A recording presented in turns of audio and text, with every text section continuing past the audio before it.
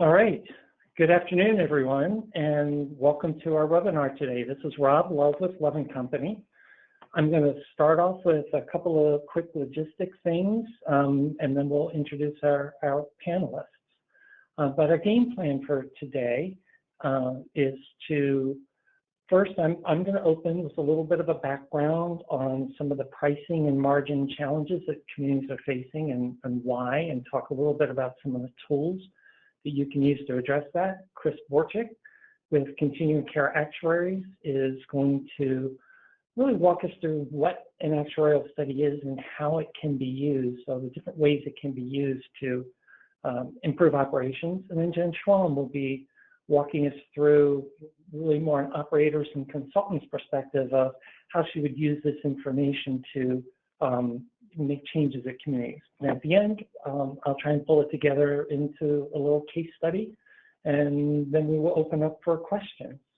And speaking of questions, the way this is, as I think you all know, a one-way webinar where you will be able to hear us, but we will not hear anything from your all's end.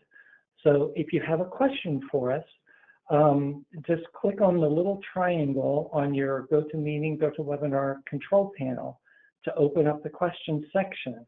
And you'll see a section down near the bottom where it says type question here.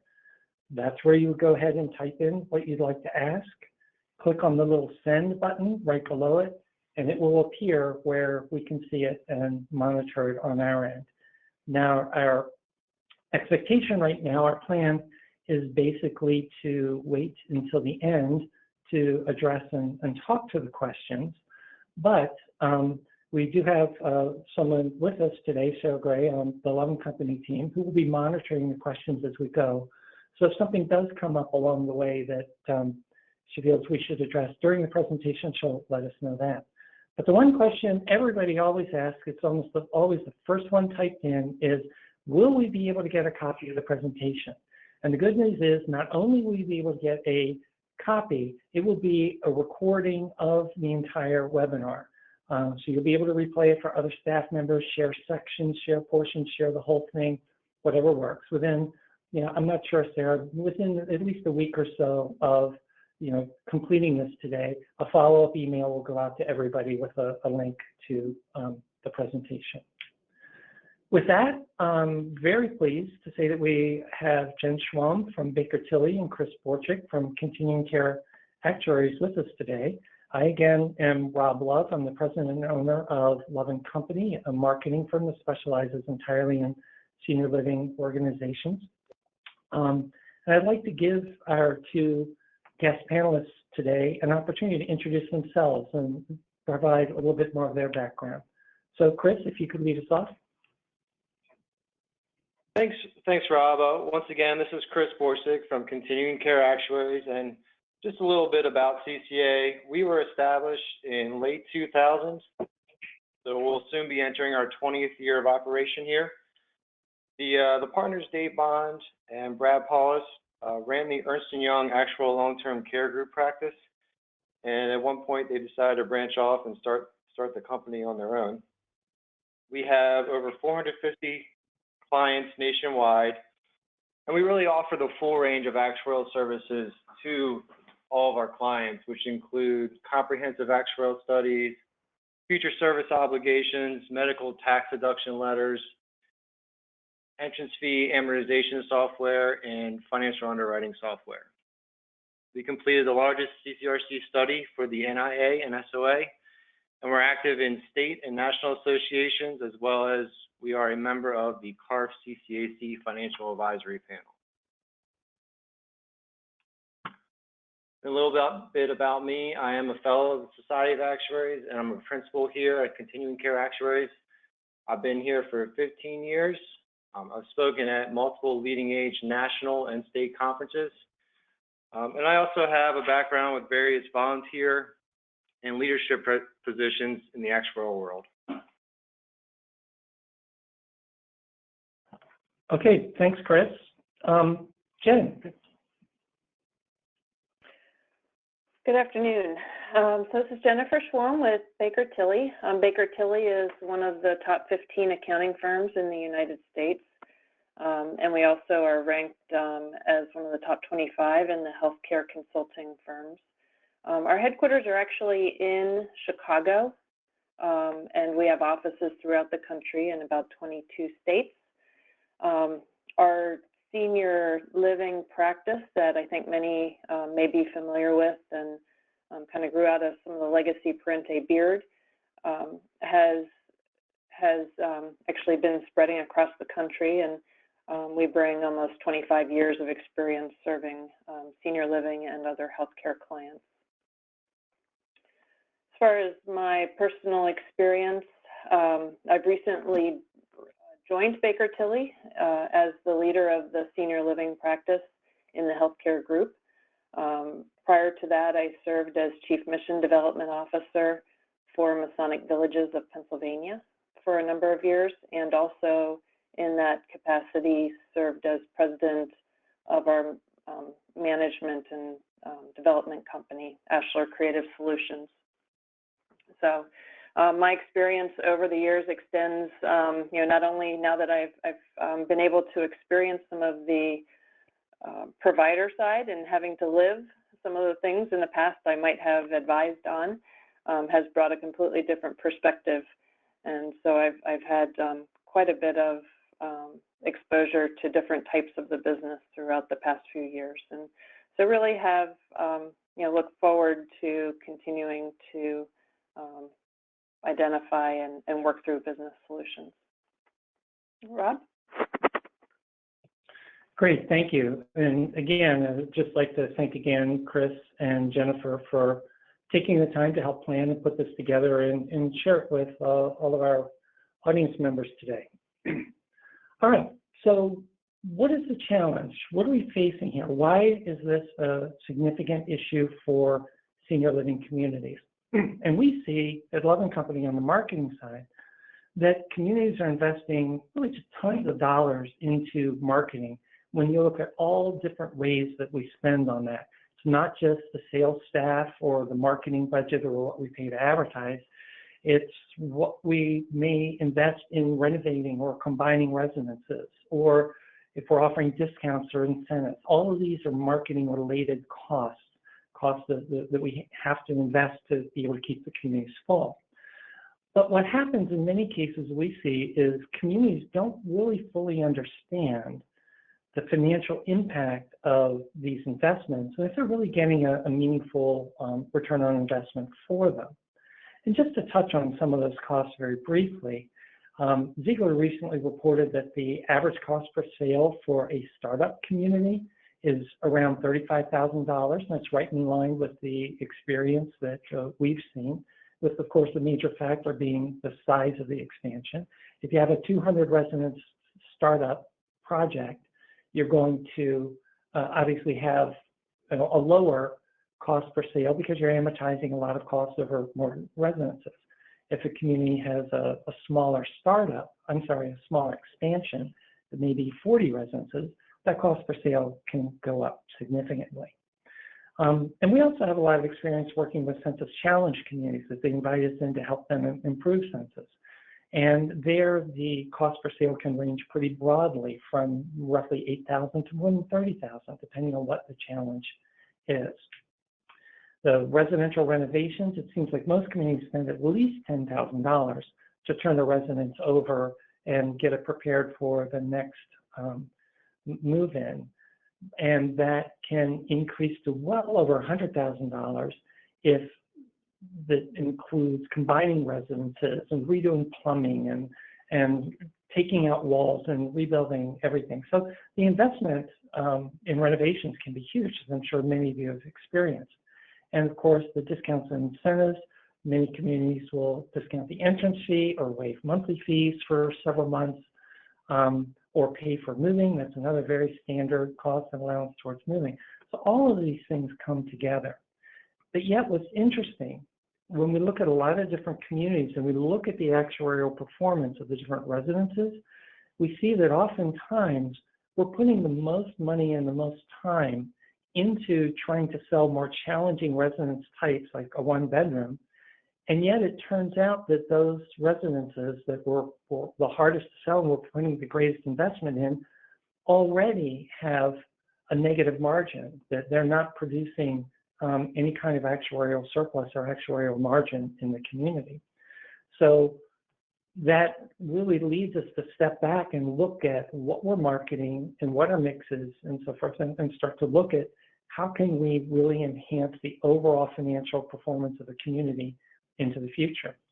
And in fact, after looking at a number of things like this, we've had several clients that have said, you know, we're not going to give our sales team just a flat out, here's the number of sales you need to make this year as the goal. We're going to set our targets based on margin, how much entrance fee revenue we want to generate, how much monthly fee revenue we need to generate through sales. And that's how we're going to measure the performance of the sales team. So a mind shift is starting, and that's one of the things we hope to kind of help advance today.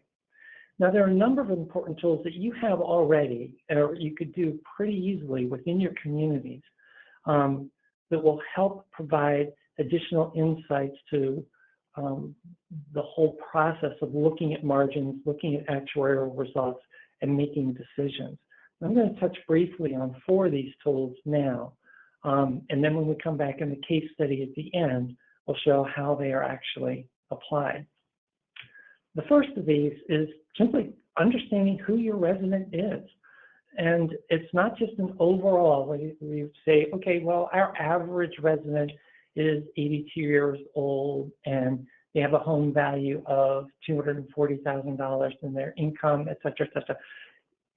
It's really important to break that down and understand your buyer by residence type, because what we see is patterns like what's shown in this chart below, which is the purchasers of the smaller residences tend to be older and less affluent than the purchasers of the largest residences. And there's no great surprise there, because more of the people that are buying our small homes are single and widows and sometimes frailer. And most of the people that are buying the largest residences tend to be younger couples. This is really important because, particularly, let's say if you're a life care community, if you move in a younger couple, they are going to be generating more revenue because they're going to be living in independent living longer to fund their eventual skilled care needs into the future. Whereas an older resident that moves into, say, an 84-year-old that moves into a studio, it may only be 4 or 5 years before they're likely to need to move to a higher level of care. The community hasn't been able to generate as much funding to cover that cost that they're going to incur. And that's what leads to a lot of that poor actuarial performance of smaller residences. So really understanding your resident is a key first step. Hand in hand with that, then, is looking at your mix of residence types and sizes. I'm going to focus in on the part of the chart here that shows this sort of made-up communities mix of residence types versus what we would typically recommend for communities. And this is very similar to the type of thing we'll actually see in the field. I think it's pretty representative. Many communities still have a small proportion of studios left over, not many, but they often tend to have a lot of one-bedroom inventory. And in fact, what we're really seeing today is that straight one-bedroom, particularly if it's in like a 600 to 650 square foot range, that's becoming today what the studios were 15 to 20 years ago, just not very in demand. The consumer wants more and more space. So you see for the one-bedrooms here in this example, 35% of this community's inventory is in a straight one-bedroom, whereas we would typically only look at 10 to 15%. In contrast, the one-bedroom den is really, in many cases, becoming perhaps the most popular residence at most communities, because single prospects have their laptops, have their office. It's not a den, it's an office.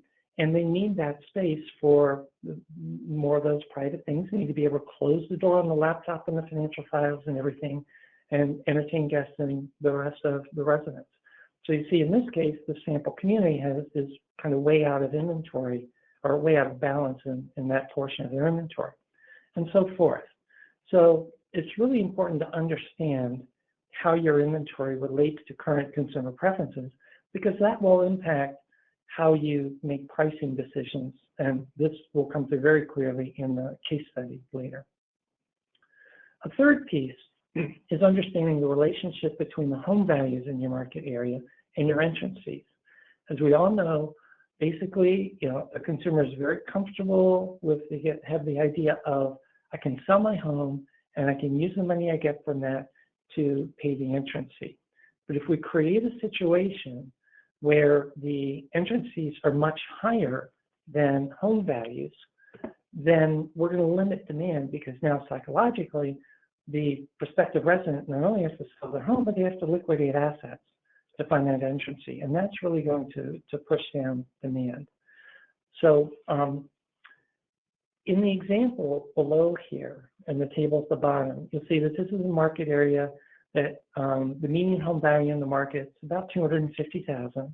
This community offers two contract options: the declining balance, which at $200,000 on average is only 80% of the home value, and the 90% refundable, which is priced at an average of $375,000 or 150% of home value. In that type of dynamic with those median home values, this community is very likely to see the vast majority of its new entrants selecting the declining balance contract, because the 90% is just too high relative to home values. So it's another important metric to understand. Related to that also is looking at how your pricing options compare to each other. How much of a premium do you pay over a declining balance, for example, to get a high refund plan? And in research we did a few years ago, in combination with Ziegler, we found that there's kind of two key metrics that are really important to measure and understand. One is that if a high refund contract is priced roughly 1.7 times or more higher than a declining balance contract, demand for that contract is going to be very limited, because consumers just don't see the value in paying that much more. They'd rather keep the money, invest it, and go with a lower option. However, if that multiple, instead of being 1.7 or higher, drops down to 1.5, now people are going to be much more likely to buy the high refund plan. Similarly, coming back to the home value question, we found that if the entrance fee, even for a high refund contract, is priced at more than about 120% of market area home values, demand for it will become pretty limited. So if we go back to those same examples we just looked at a moment ago, this community has a $200,000 average declining balance, $375,000 average for 90% refundable. That's a multiple of almost 1.9, as the 90% refundable is 188% higher. Demand in that scenario for that 90% is likely to be minimal, because it's just too high of a premium. So the key takeaway from all of this is that you, in your community, have the ability to significantly influence the contract options that your prospects select by how you price them relative to those two key things that we've just said: home values and the relative pricing of one contract option versus another. So strategically, you can make decisions such as the scenario one. Let's say a community is planning an expansion. They really want to pay down as much of the construction debt as possible, so they really want the new residents to select a high refund contract because they want to bring in more entrance fee dollars.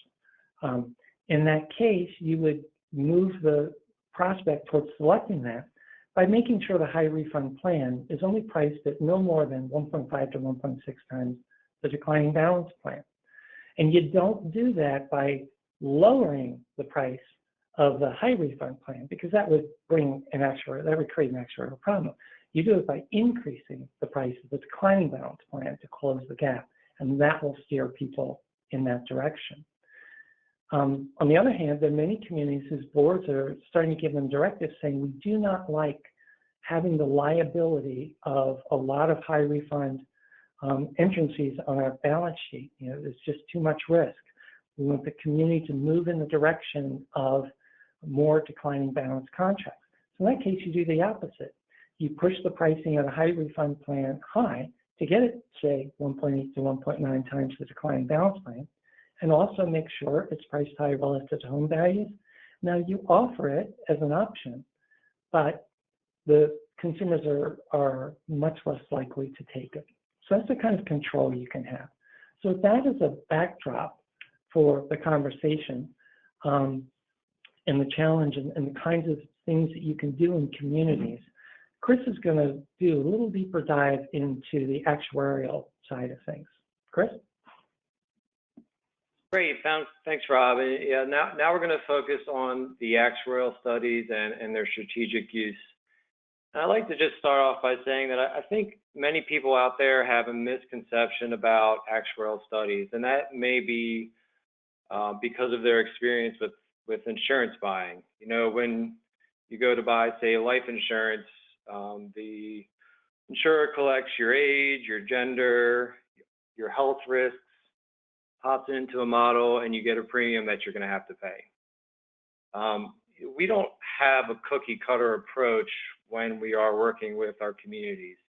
Each community is unique in its own way, and there's so many different factors that go into what the results are that we really need to go where the data takes us in terms of their entrance criteria, where care takes place. So all these studies do need to be customized. So I'd just like to emphasize that we don't create generic answers for our clients. Each study is customized because each community in our industry is unique in its own particular way.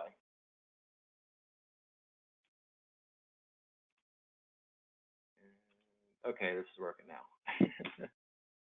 So where do we start? Well, we start with the building blocks from an actuarial study, and that's really by collecting all the data from your community. So what data are we looking at? When we send a data request, we typically look at, well, one of the most important things we look at is resident detail, and that's both current and historical detail. So for current residents, where are the ages, where are the gender, marital status, the level of care the residents are at the community. And then when we're looking at your history, you know, on average, what age do people enter at? What % of them were couples? When did they transfer to healthcare? When did they withdraw? When did they die? So we look at all this and take all this into consideration for your particular community. We also look at the unit detail. What are your entrance fees for all your plans, your monthly fees, your square footage? And we list that all out in our reports as well as the unit names. We look at your contract options. Do you have a ABC contract type? Do you have a highly refundable or a fully declining or somewhere in between? We take into account inflation assumptions. You know, what have you experienced in the past in terms of your revenue and expense inflation? What do you anticipate going forward? For those levels of care, do you have a traditional PCRC where you have independent living, assisted living, and skilled nursing? Or have you added memory care, dementia, or various other levels of care to the community?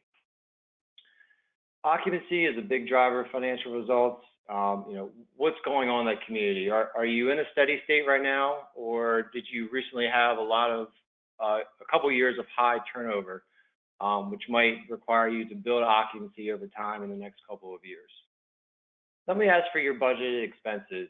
Typically, we'll get 1 year budgeted expenses, but if you're going through an expansion or maybe some kind of redevelopment, we may need a 5 to 10 year budget so that we can properly project expenses going forward.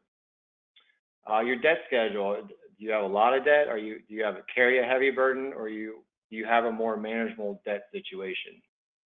Then finally, we need to know what your capital expenditures are. You know, what are you putting back into the community to keep it up to date and marketable to new residents? And we do ask this because the actuarial standards require us to reflect this in the studies, in the full comprehensive actuarial study.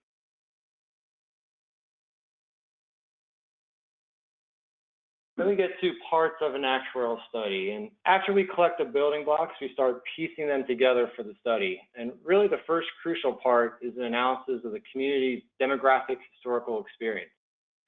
We'll examine historical transfers, withdrawals, and death rates, as well as average entry ages and couple mixes.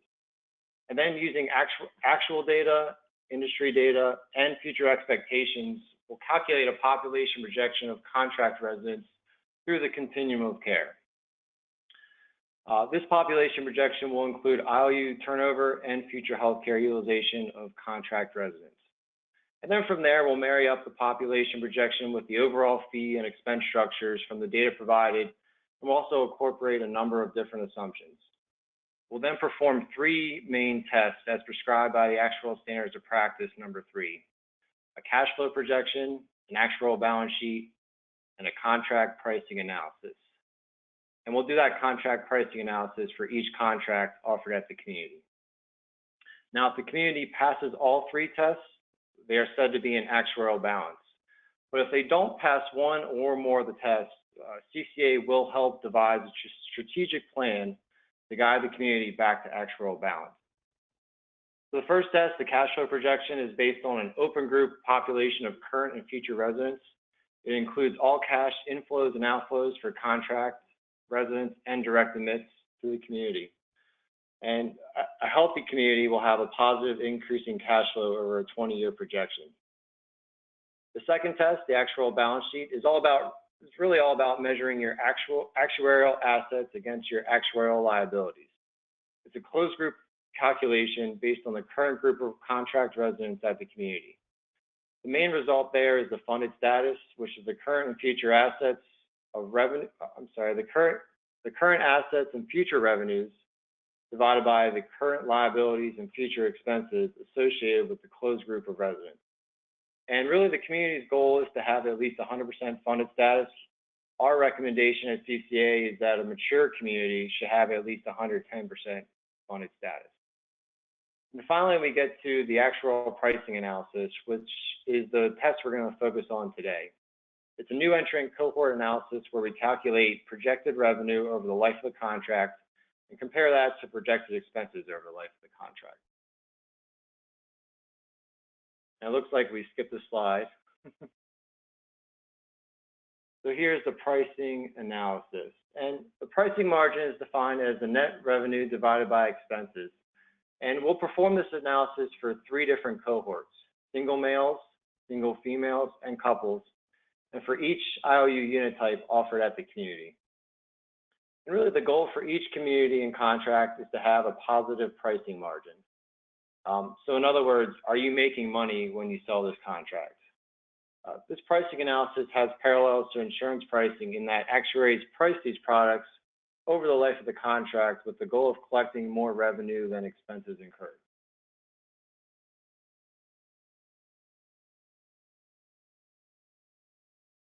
There we go. So just a note of caution, with all the examples I'm about to show, don't take these results to community and use them blindly. They're really for educational purposes only. As I stated before, each community is different and unique, and so everything I'm showing right now won't apply directly to your community. So here's a detailed pricing example, and here we're looking at a single female in a 2-bedroom unit, 2-bedroom plus unit under the 90% refundable plan. Again, this is a lifetime net present value calculation using mortality and morbidity rates developed from the community's demographic experience, fees, and expense structure. So for a single female, we're projecting that the total revenue is going to be $876,000 over a lifetime. That includes $372,000 from the entrance fee, $390 from the IOU monthly fees, and $114 from the health center fees. Then below that, we're showing a projection of $724,000 in total expenses, which includes $394,000 from the IOU costs, $105,000 from healthcare center costs, and $221,000 from the net present value of the projected refund. At the bottom, we're showing the total surplus or deficit, and here we're showing that the surplus is $152,000, which equates to a margin of 20.9%.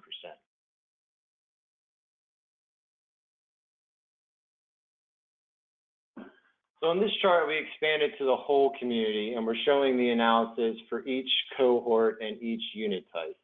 The unit types are listed from top to bottom and cohorts from left to right. And each unit type and cohort combination has the projected margin in dollars and percentages. And you'll see there the highlighted results were the results of the single female and the 2-bedroom plus example that we just went over. At the very bottom, this represents the weighted average results by cohort. And on the right side, we show the composite results for each unit type. And at the very bottom right corner is the total pricing margin for this contract. Here you can see we're using a contract that has our recommended 10% margin. So, what is correct pricing? We're often asked about correct pricing, and I'll just caution again that every community situation is different. You know, as actuaries, we can price almost any contract option, but the community has to be able to sell the contract, and it really has to fit into the overall operation of the community. We refer to this concept as the three-legged stool of pricing. You need to find balance between these three legs of finance, marketing, and operations. It's really an iterative process in which everyone must work together to achieve that balance and success. As I previously stated, CCA recommends that communities have at least a 10% pricing margin. We perform various studies that show how a 10% pricing margin generally allows for enough time to make corrections if adverse experience occurs in multiple pricing assumptions. And we'll touch on a few key risks and how they affect pricing margin later in the presentation. So let's return to the contract pricing chart. And here you can see the unit types running from top to bottom are going from the smallest unit type to the largest at the bottom. If we follow the single female from top to bottom, you will notice that the larger unit types have higher pricing margins and subsidize the smaller unit types. And Rob had mentioned this earlier in the presentation. Then if we follow from left to right for the 2-bedroom plus results, you will notice that the singles subsidize the couples. And really, these two subsidies are a common phenomenon in the industry, and they somewhat offset each other since singles tend to take the smaller unit types and couples tend to take the larger. So, is it important that all unit types have a positive pricing margin?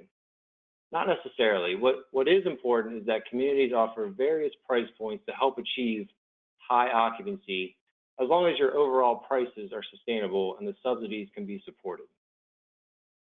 It's also important for communities to understand their pricing and to know the various subsidies that are inherent in their pricing structure, especially if you want to have targeted fee changes in the future.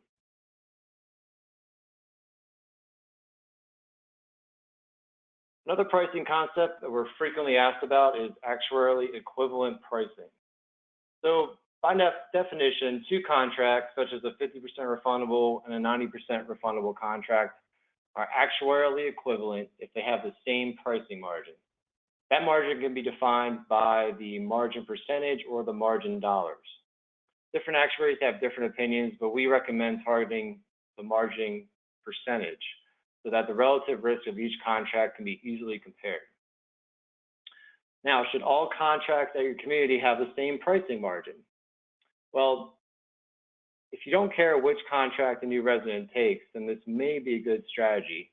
But as Rob mentioned before, if you want to steer new residents away from a particular contract and to another, you can target different pricing margins to help achieve that goal.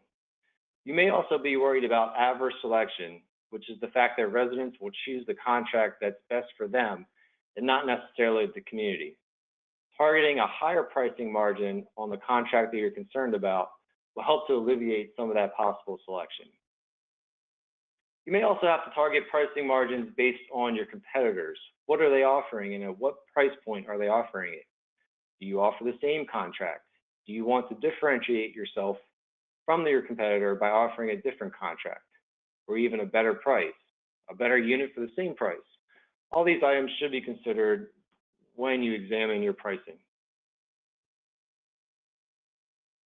So now we're going to touch on a few key risks and get into some pricing examples here.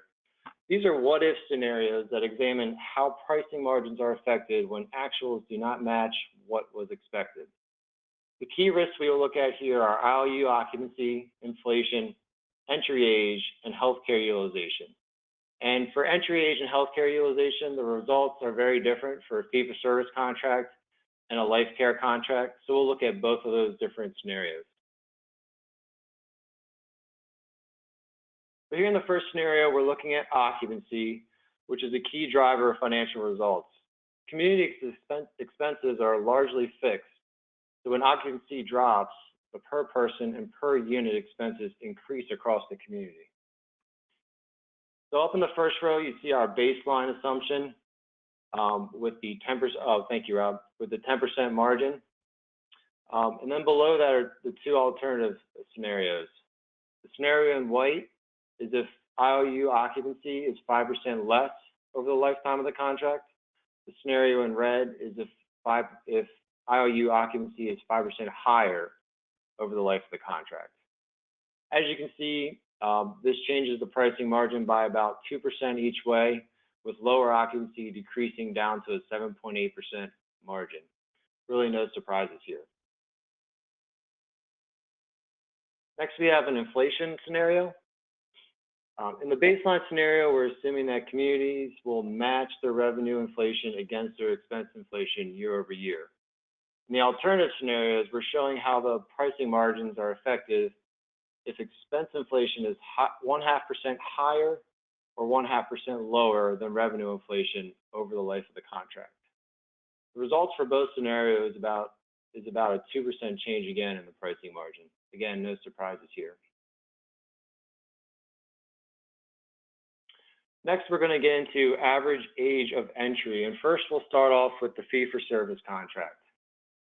Here are the pricing margins for fee-for-service contract, assuming that the average age of a new entrant is 3 years younger or older than the baseline. It really should not be a surprise that this doesn't have much of an effect on the fee-for-service contract. For the fee-for-service contract, you're paying for the corresponding level of care that you're in. So as long as the pricing is consistent across the levels of care, the pricing margin should not be materially affected. Now we have the results for the life care contract, and you'll see that the pricing margin increases with younger new entrants and decreases with older new entrants.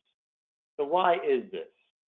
Well, if you think about the life care contract and the monthly fees that are paid while you're in independent living, over the life of the contract, a portion of that IOU monthly fee is used to build up a reserve to help pay for care later when they're in healthcare. So if you enter at a younger age, you'll spend more time in IOU and build up a larger reserve than the baseline. Thus, your pricing margin will increase as the amount of healthcare projected is only slightly longer than the baseline.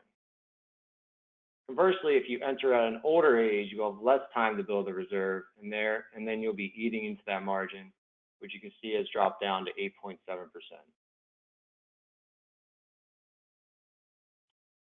Then the final sensitivity we'll look at is healthcare utilization.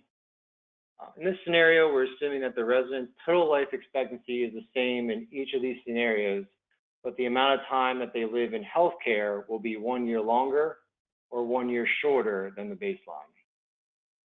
Here are the pricing margins for your fee-for-service contract. Once again, it should be no surprise that this does not have much of an effect on a fee-for-service contract since you're paying for the corresponding level of care that you're in. However, now we'll turn our attention to the life care contract. And the scenario with more health care has a pricing margin that drops down to about 7%, while the scenario with less health care, the pricing margin goes up to 12.5%. And again, this makes sense since the resident will pay a monthly fee that is more than the IOU expense when in IOU and less than the healthcare expense when in healthcare. So, piecing it all together now, we've identified 4 risks associated with an entrance fee contract.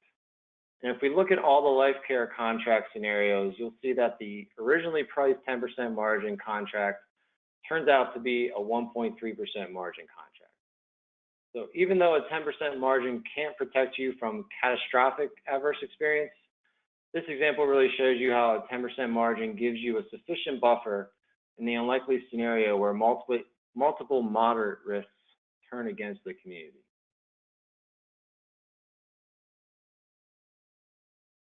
So how can an actuarial study and the actuarial pricing analysis be useful to communities? And here we're really showing applications of the pricing analysis and actuarial studies for specific problems or projects at a community. We've worked with communities that have hard to sell units, and some solutions we've come up with are combining units and making sure that the overall pricing and the unit specific pricing makes sense in the community's overall strategy. We've also done strategic pricing for hard to sell units and have looked at how we can price those units to sell them, and even with discounted prices on certain units, with those lower margins on particular units, you're actually increasing overall occupancy, which will help to increase your overall margin across the contract type. Community expansions. We've looked at pricing for new units, make sure they are appropriately priced. And how does that community expansion affect the pricing on your existing units? Are they still priced properly? Do the prices need to be changed? Do you need to offer more of an incentive to take those to take the existing units now that you have new units coming into the community? New contract offerings. Are you currently a fee-for-service community that wants to get into a life care contract? Well, how will that affect your monthly fees, your entrance fees, and so forth? Or are you a highly refundable contract community offering a 90% refund and you want to go to a fully declining refund?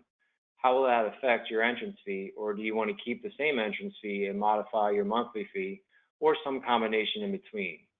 Actual studies can help you to determine the appropriate pricing and assure that you're still making money over the lifetime of the contract. And then finally, life care at home. It's a relatively new growing product in the industry. We're working with about 80% of the operational plans in the industry right now. Actuaries can help you price various contract options based on what your market will want for your life care at home product. And now I'll turn things over to Jennifer. Thank you, Chris.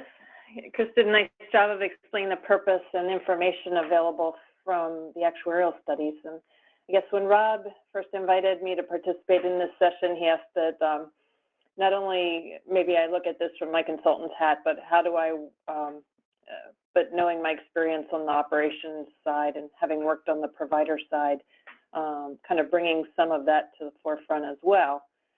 And so as I reflect back on some of the information that Chris and Rob have shared so far, one of the ways when they mentioned about the equivalent pricing on some of the units, one of the points there was those units that might be have a lower margin. And when we were at the Masonic Villages, we actually looked at that as an opportunity to fulfill our mission. Obviously, it's important, and you'll hear me talk later in the conversation here about the business plan that supports our mission. But it is important to us as for those that are nonprofit providers that are trying to meet a constituent group. And so sometimes those more difficult units, we actually use those more difficult to sell units as an opportunity to provide services to those that might not have normally been accepted into some of other locations in our campus. And so it really comes back to what's your intent of how and who you'd like to serve in delivering your mission. The other point there that I like that Chris made that I will touch on a little bit later is the healthcare utilization. And what we're seeing today and conversations I'm having with so many different folks is what is that care navigation or care model and how you navigate your residents' care throughout the continuum to make sure you are delivering services not only where they need to be served, but also what is the best place from a care and a cost perspective. So I thought they were really great points. So I think first I'd like to jump to a little bit more of what is the traditional view for actuarial data from my perspective, both as a former operator and on the provider side, as well as the consultant's perspective. And I think it was important to share this just so you understand why it may be requested if you don't typically get these reports, why it may be requested periodically by some of your business partners. And obviously one of the more common uses I've seen has been to support key assumptions in financial projections or forecasts, which are often used in your tax-exempt bond financing. The actuarial reports provide the basis for turnover of retirement living or independent living units that support the projected reoccupancy of the units in the life plan communities. And so in certain cases, this information provides the basis also in which we're estimating the refunds for the entrance fees over time. And so obviously they become critical elements as we're looking at financial covenants and different covenants, marketing targets that might be required by some of your lenders. In addition, when we're in a projection or a forecast situation, the reports give us some basis for population flow that supports both the short-term and long-term expectations for the healthcare days, again, which I'll follow up on in a few minutes. And finally, to the extent there's an existing resident base, I think earlier it was mentioned about the demographic data on the residents, such as the number of males or females or the average ages. This is all helpful from that perspective in trying to understand just the general characteristics of the resident population. Obviously, for life plan communities that offer Type A contracts in particular, the accounting and reporting of the future service obligation is important for your annual audits and is often supported, in which case is often supported by an actuarial report to estimate that obligation for services. Next slide, please. Operationally, the actuarial data is information that I've found firsthand is leveraged or should be leveraged by your marketing team, your finance team, and your operations team, hopefully in a collaborative effort. So I've outlined a number of items that I'll be covering, and I want to say that they're of no particular order of importance in the list here, but obviously budgeting is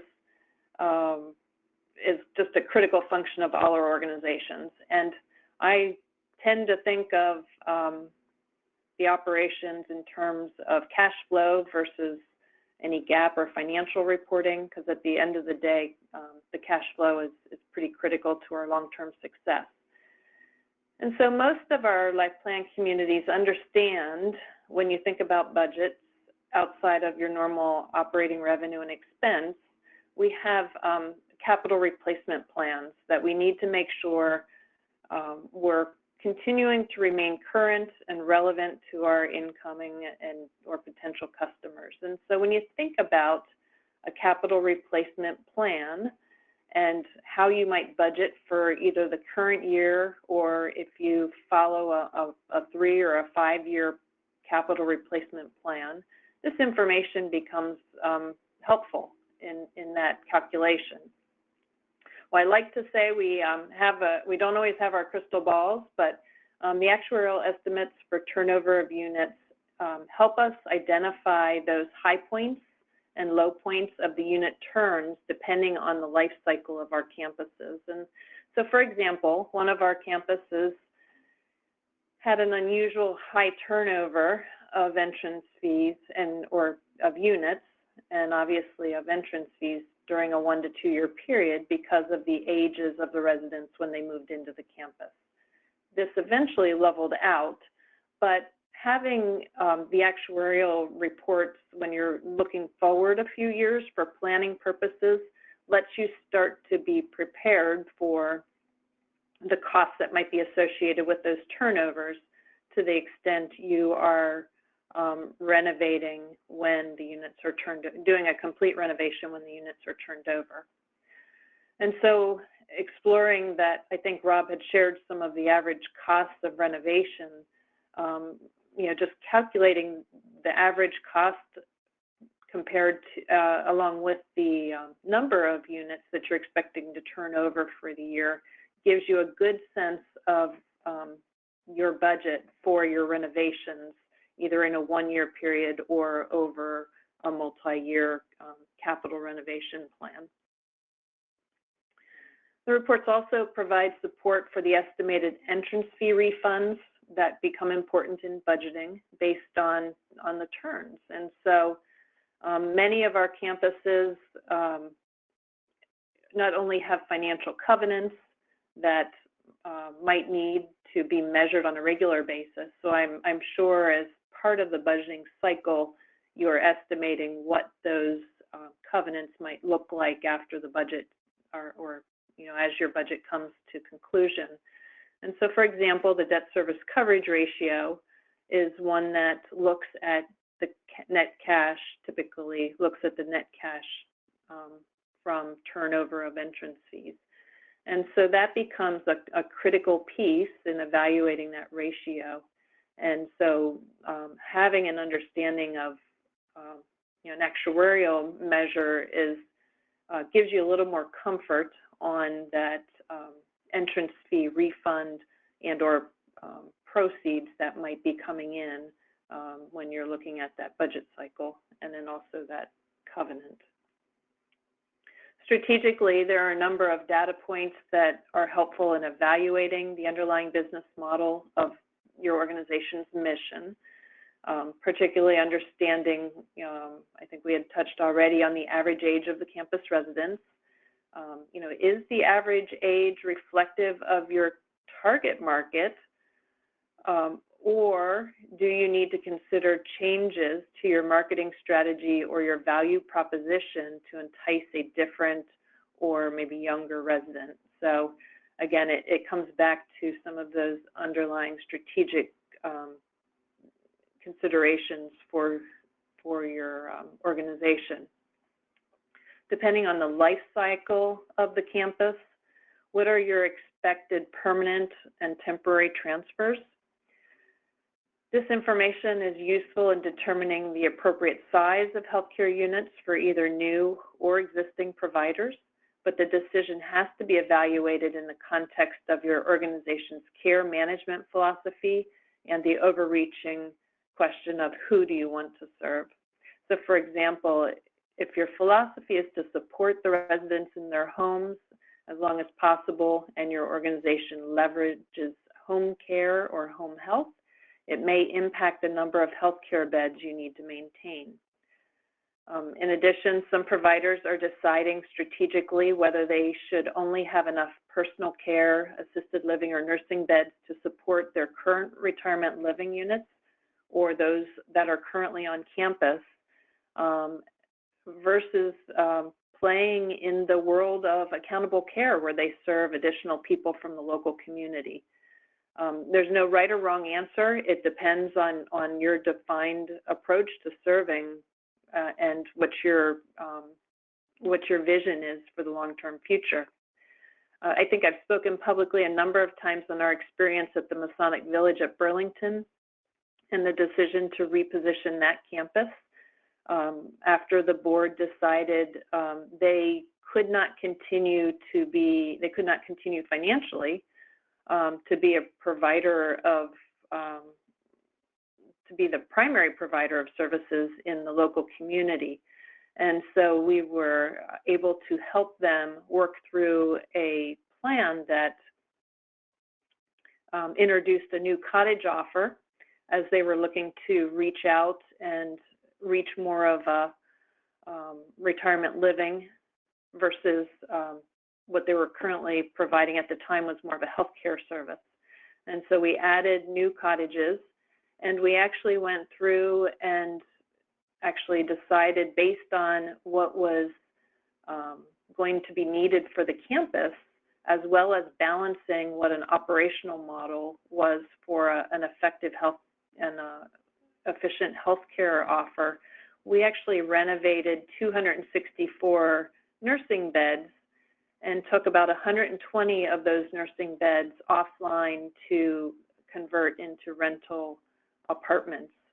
And so that allowed us to reposition the campus, and looking at some of the actuarial needs excuse me, of our residents, and where we wanted to be strategically, allowed us to make some of those decisions that in turn supported the underlying business model and allowed us to become more profitable over time.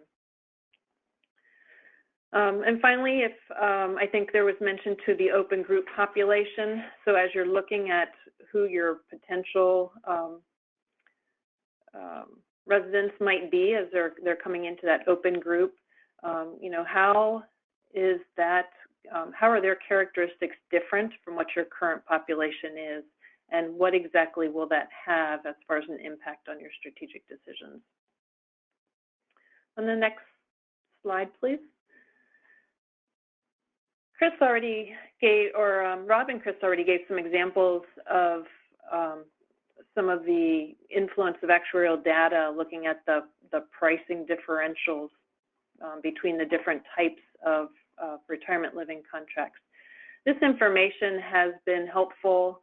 I know in particular at the Masonic Villages we had a Type A contract, and so it was helpful for us to be looking at this information in the context of that particular campus. Obviously, when we went through that exercise, we engaged all the team members, both from finance, marketing, and operations, in looking at those pricing decisions to be sure that we were developing a pricing strategy that was also going to be accepted in the marketplace. And tied to that was, what was our expectation in dealing with our residents on rate increases, to the extent we were going to be recommending rate increases to adjust pricing to meet certain margins. You know, we had to take a deliberate approach and say we might only increase our rates over a certain percentage over 2 to 3 years in order to reach a target margin, rather than push through larger increases all at once that might have been negatively received.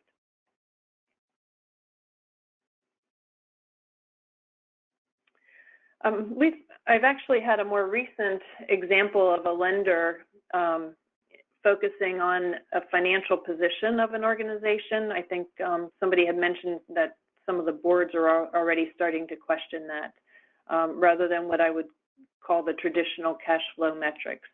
And so in this particular example was a REIT. I think it does demonstrate that there is being more attention given to the entrance fee liability that is associated with the high refund contracts. So in this case, they actually had a covenant that required them to decrease their entrance fee liability to certain levels over time, because they didn't want to have that long-term exposure of that entrance fee liability.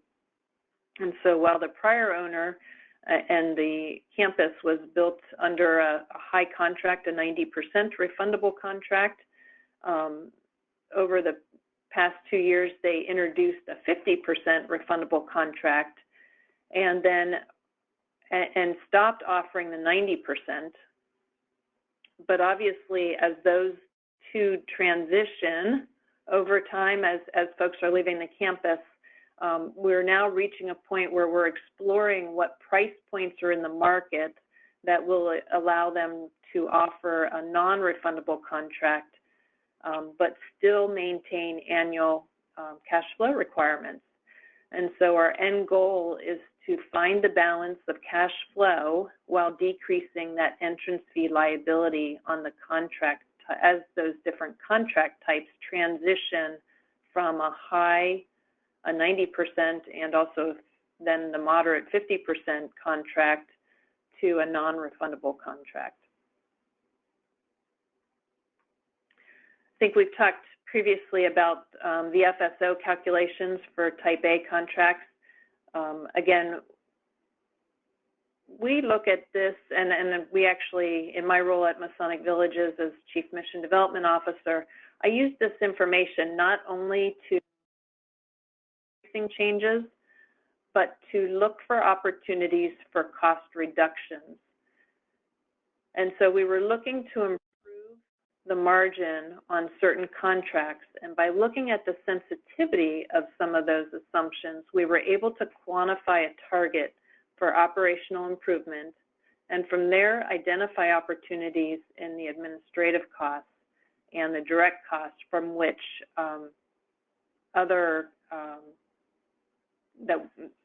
that we could then implement in order to improve the overall financial results of the campus.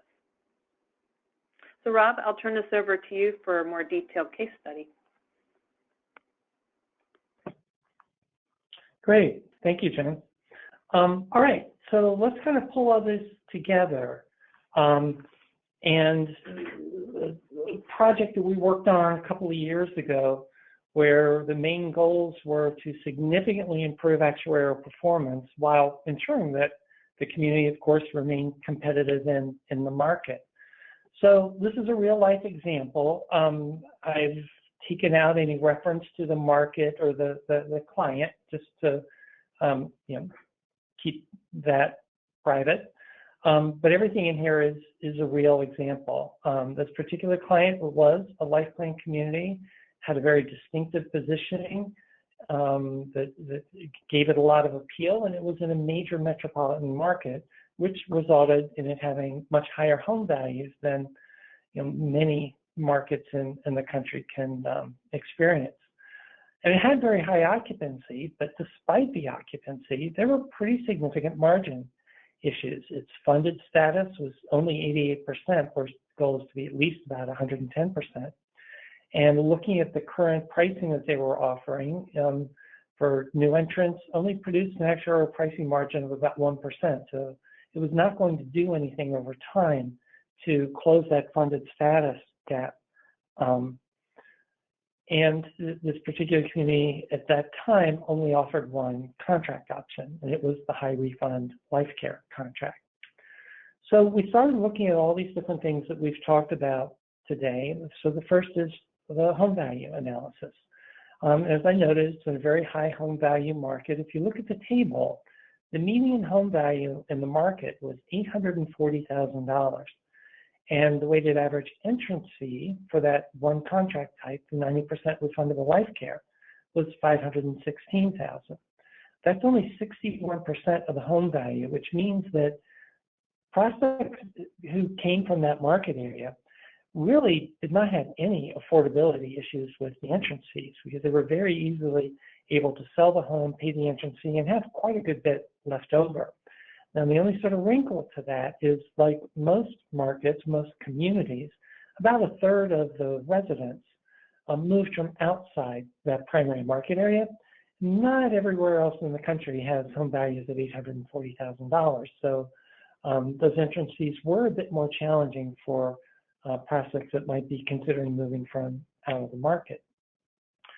We looked at the residents mix, and it's very much like the example we looked at earlier. The community has 30% of its inventory in one bedroom, and a lot of those are on the small side. They had a healthy inventory of one bedroom den, and they were really kind of light on the two bedroom den. So this really created an opportunity where, first, because of the home values, there was definitely an opportunity to increase entrance fees significantly. But looking within the inventory and basic supply and demand, because there's more demand for the two bedroom den, we'd have more room to push pricing up on those than we would on the one bedroom, where we have basically an oversupply of that product. The third piece, when we looked at the detailed actuarial analysis, basically pretty much half of the community's residents were operating in a negative surplus, and the other half at a positive surplus, and they were all netting out to pretty much right barely above a break-even margin level at 0.8%. When we looked at the contract analysis, again, we said there's only one contract, so we couldn't look at comparative levels of how one contract was priced versus another. But it was clear that particularly if we were going to push entrance fees up for this market, we were going to have to offer another contract option to make it affordable for people out of the market.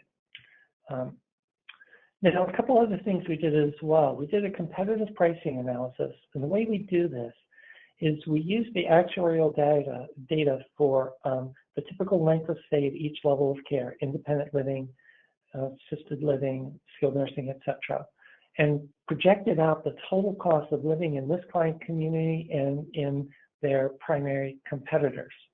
And what we found by doing that was the lifetime cost to a resident of living in our client community was really pretty significantly less than that lifetime cost of most of the competitors. And the one competitor for where the comparison was pretty equivalent was the most distant competitor and had the least impact on the market. So we weren't too concerned about that.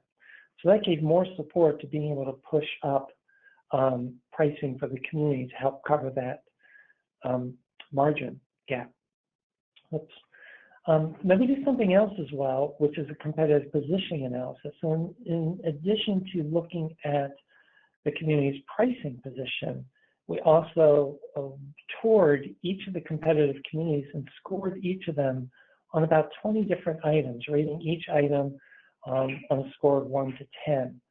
And this did not turn out so well, with the client coming out at an average score of only 5.3, and being the lowest score of all the communities in the market, and some having pretty healthy scores in the 7 to 7.8 range.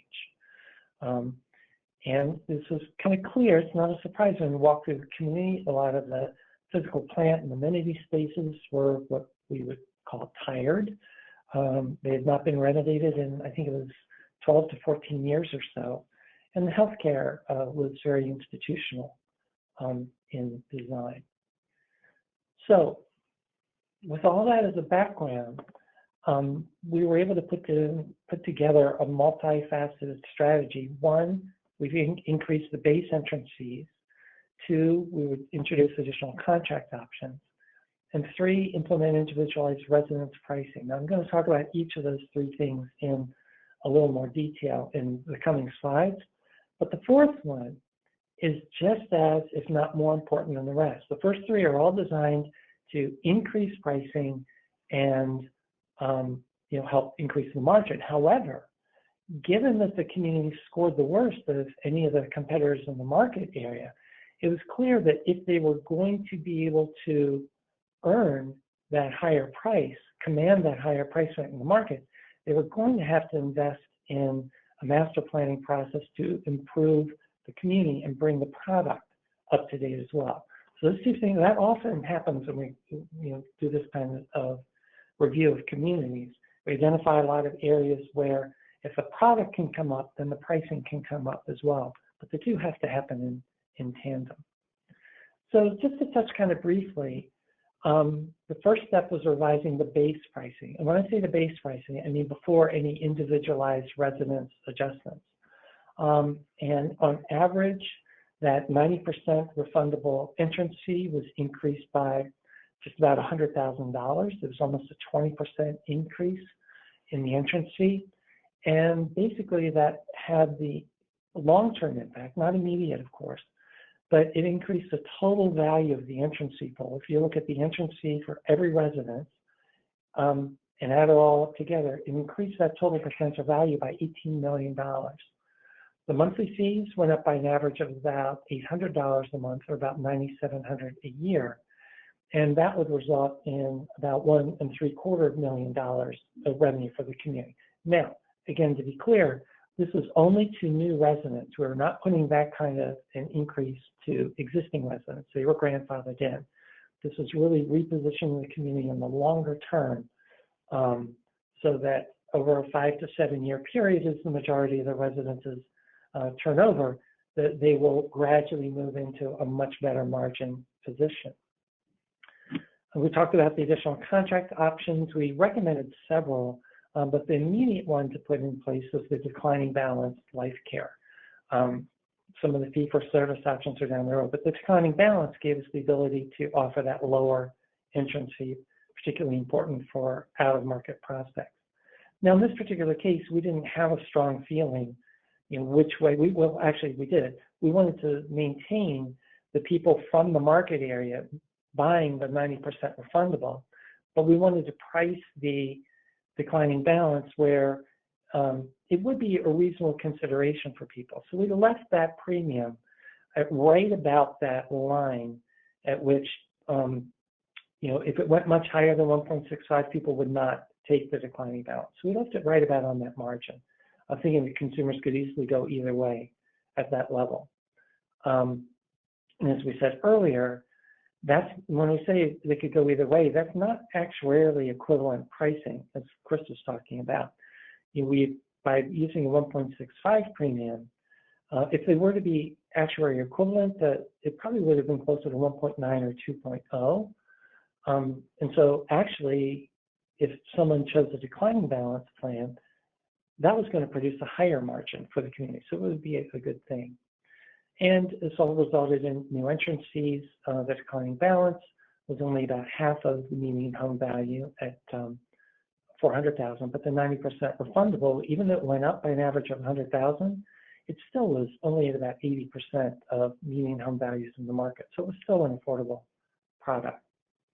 Now, the individualized residence pricing is what I wanted to spend a moment on, because we're doing this with more and more communities. Every community has that great residence with a beautiful view, an ideal location, great light, and it also has the other residence, probably of the same type, that overlooks either the dumpster or a parking lot or the porte cochere roof or something like that.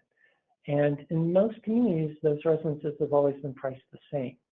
Well, what we did with this client was we went through and actually scored every residence in the community on 5 different points, each one getting either a plus score or a minus score, or a plus premium or a discount, basically, based on how favorable or unfavorable that factor was. When all that was put in place, it increased the average entrance fee by another $18,500, about $11,000 on the declining balance side. And the greatest premium for the most in-demand best residence actually pushed it up by almost $130,000, whereas the greatest discount pushed a not so desirable residence down by a little more than $20,000. And the table at the bottom just gives a recap of lows and highs for a few select floor plans and how the spread ranged. And so what you see on the right-hand side, when you see that low to high spread, if you have a residence, the exact same residence, but in 2 different locations, and one is $80,000 more than the other, you really do create a real decision for that prospect of, do they want to go and pay that much more for what's perceived as the better one, or will they choose to save that money and choose then to take the lower priced one? This is a way to really help promote the marketability of what might otherwise be more challenged residences. So when all of this came together, we were able to take the surplus, actuarial surplus, from borderline break even at 0% up to about a 12% margin. And as you'll see at the top, and as we talked about several points in the conversation today, no, we did not bring everything into a point where it would generate a surplus. That 1 bedroom, the smaller residence, it still was losing money. It was still priced with a negative margin because of that high proportion of them. It was just an oversupply. It's a basic supply and demand thing. So we had to keep the increases for that one much lower than the others. And in fact, as all this really pretty significant increases in pricing were put into place, it turned out that the sales of almost every residence type, everything larger than the 1 bedroom, is really not impacted at all. And the 1 bedrooms are still selling, but with that is the one area we've had to continue to monitor. So again, the key takeaways we shared early, you can significantly influence the contract options your prospects select. And now we've added this at this point, and thus the actuarial performance and operating margin of your community by how you price the contract options. So with that, we'd like to open up to any questions. And Sarah, do we have any that have been submitted yet? I believe we've had a few. Okay. Go ahead and pull them up. Okay. All right, I just sent them over to you. All right, Chris, here's one for you. Somebody said they wrote that they only thought life care communities had to do an actuarial study. Should a fee-for-service community do an actuarial study as well? Yeah, Rob, that's a good question. I think the slides that I've gone through today really show you that no matter what type of contract you have, the community really needs to know your margin. So one risk for a fee-for-service community is that they may be selling a negatively priced margin contract and not know it because the per diem rates in healthcare are really where they're making their money. So really, yes, fee-for-service communities should be looking at their margins as well and looking at actual studies to see how they can better modify their pricing so that their contracts aren't loss leaders for them.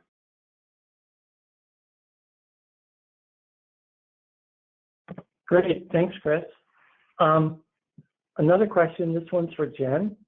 You mentioned several times about the utilization of healthcare days. What are you seeing in terms of healthcare utilization in the future? You know, any general recommendations for how we should be looking at our mix of healthcare beds? Wow. Yeah, good question. That is one that we are talking about a lot with a number of different providers. Some of it really comes back to strategically discerning who you want to serve and whether it's going to be structured around just those residents that are on your campus, or whether you want to expand beyond and for whatever reason. And so I think there's a lot of things that go in. There's no simple answer there. Clearly, the introduction and the growing interest in home-based services, some of the changes that are happening in the delivery of services and transitional care units are putting pressure on what size those units should be. So it comes back to a little bit on at the end of the day, it comes back to what's really appropriate for the campus and what their overall strategy is.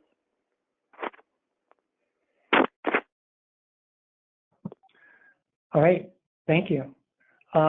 Another question, and I'll be maybe a touch, well, I'll just be friendly. I won't say unprofessional. I'll say, hi, Allison.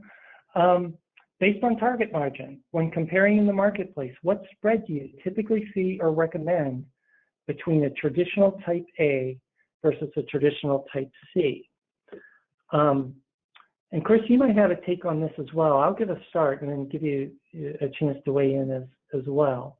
There are a lot of factors that impact things, some of which are, the additional costs of type A, which is life care, of course. You can fund it partially through the entrance fee and partially through the monthly fee. And some communities may push more of that funding into the entrance fee and less into the monthly, and some may do it the other way around. Again, things like the home values in the market can influence that a good bit. So if I had to pull a ballpark rule of thumb, I would expect as a starting point that, and this would be for a declining balance plan, not a refundable, because that's a little different animal, but that a life care would probably cost $50,000 more ballpark entrance fee, and maybe $1,000 a month. But again, this is going to vary significantly by market, because if you're in New York City where healthcare, a skilled nursing bed is $600 a day, or if you're in a smaller town or city in the Midwest where it might be $200 a day, the amount that you're going to need to fund through your life care fees is going to be dramatically different. So anyway, Chris, did you have anything you wanted to weigh in on that? Yeah, I guess I took the question as, what pricing margins do you want to target between the two different contract types? Maybe I misheard that, but I think no matter which way you're looking at this question, it really does depend on the community. Like we said, there's no cookie cutter approach to any one community. We really have to look across all those different data inputs that we need to come up with that unique solution. If we are looking at type A versus type C contracts, generally communities will have no more than a 5% pricing margin spread on those two. But again, it does depend on your community, your residents, the new entrants coming in, and also your pricing strategy as to which contract you want people to take. All right, thanks.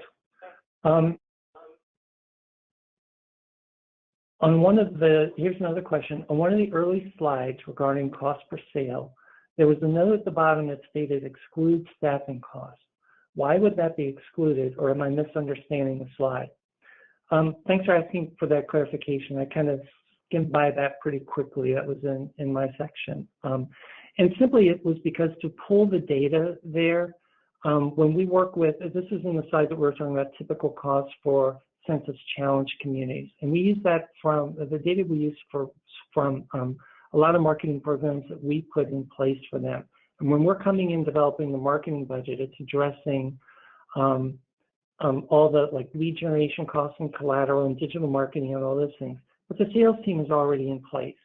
So we don't usually have that much impact on the sales side of things. So that our data that we had to reference was for really the marketing communications and oversight costs, not the sales side. That's why that was excluded.